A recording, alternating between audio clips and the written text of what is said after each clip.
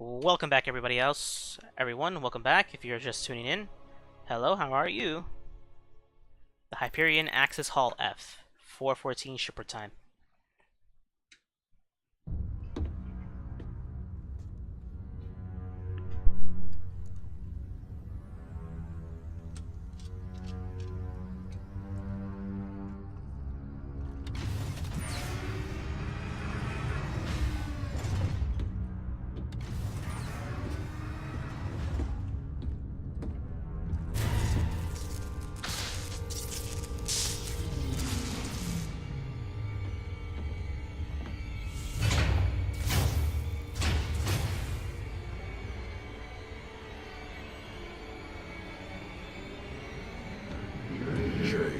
Raynor.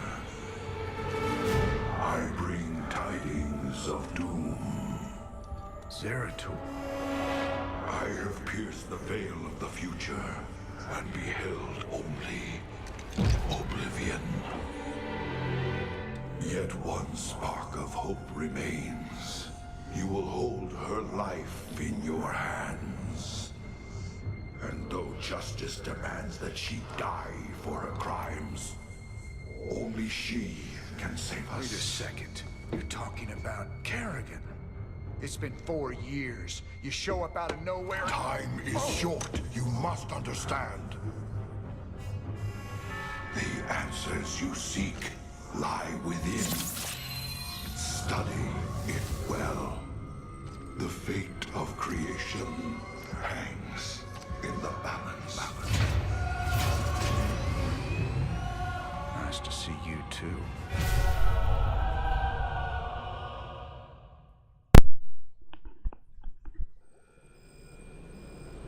I've heard of these Eon crystals before. Supposedly they allow you to relive another person's memories.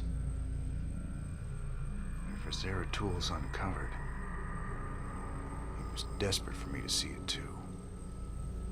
Well, here goes nothing.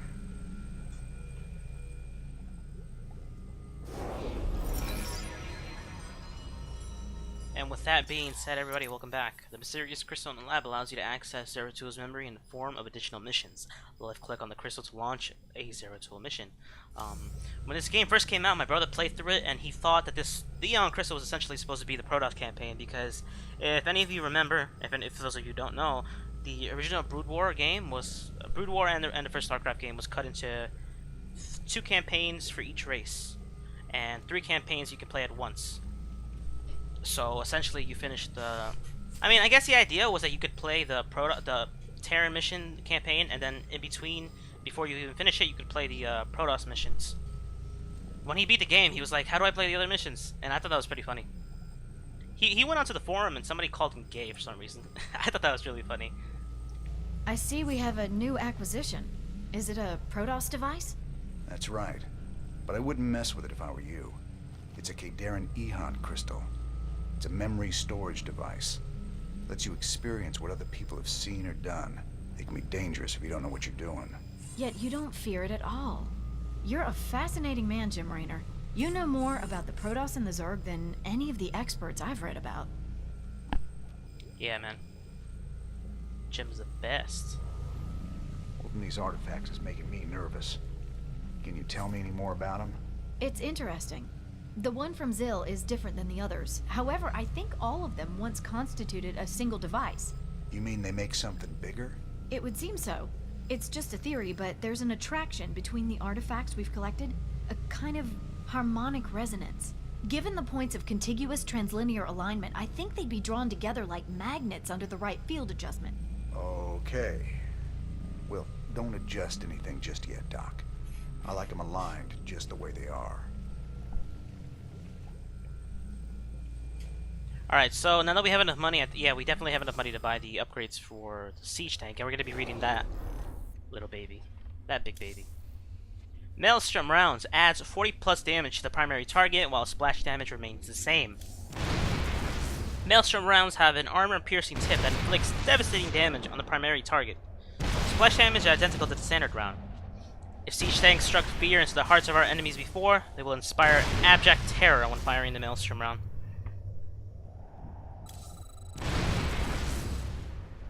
Beautiful. The Shape Blast Shock Cannon does 75% less damage to friendly units. Lars Corp has developed a smart shell for siege tanks that scans for allies on impact and adjusts its detonation to minimize damage to friendly units. Field tests have shown that the shell reduces friendly fire fatalities by 75%, though due caution is still recommended when walking into a fire zone.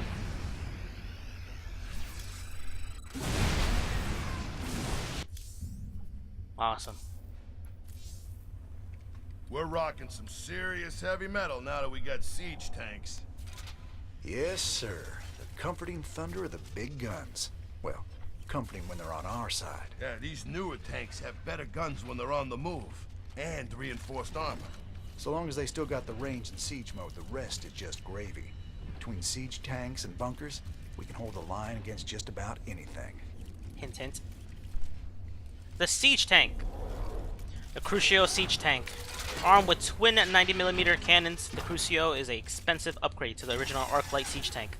The 180mm Siege Mode shock cannon scatters superheated tungsten in a 50% larger area. An armored support and mobile artillery unit. Dominion infantry soldiers are universally convinced that the Crucio operators inflict more damage on friendly forces than on the enemy. Consequently, Crucio operators stick together during shore leave. Weldon Slovens, an early Crucio operator, installed a sophisticated surround sound system into his ride. Sergeant Slovens was subsequently cut off and surrounded when he failed to hear the order to fall back.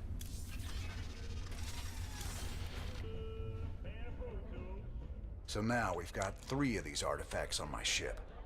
When are we supposed to hand these damn things over? Well, that's gonna be a bit tricky.